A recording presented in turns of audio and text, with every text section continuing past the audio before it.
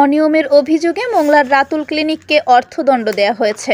রবিবার বেলা 11টার দিকে পৌর শহরের রবীন্দ্রনাথ সড়কের রাতুল ক্লিনিকে অভিযান চালায় উপজেলা নির্বাহী কর্মকর্তা ও নির্বাহী ম্যাজিস্ট্রেট শারমিন আক্তার সুমি।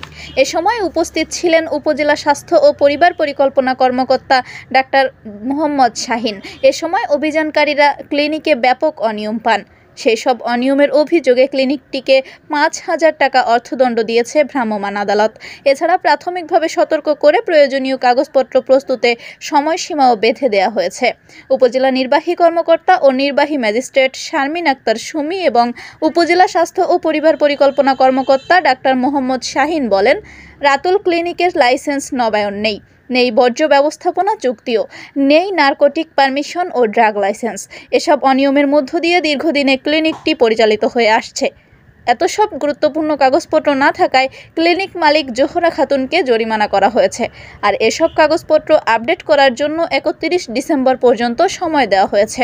নির্দিষ্ট সময়ের মধ্যে কাগজপত্রের শর্তাদি পূরণে ব্যর্থ হলে রাতুল ক্লিনিকের বিরুদ্ধে প্রয়োজনীয় আইনানুগ ব্যবস্থা গ্রহণ করা হবে। এছাড়া এর আগে গত 20 নভেম্বর ক্লিনিকটি পরিদর্শন করে সেবা মূল্য তালিকা টানানোর নির্দেশনা দেওয়া হলেও তা বাস্তবায়ন করেননি ক্লিনিকটি। স্থানীয় ফার্মেসি মালিক শুভ্র মণ্ডল বলেন, ড্রাগ লাইসেন্স না থাকলেও নিয়মিত ওষুধ বিক্রি করে আসছে রাতুল ক্লিনিক। এটা তো অনিয়ম, কারো লাইসেন্স থাকবে কারো থাকবে না, সেটা তো হয় না।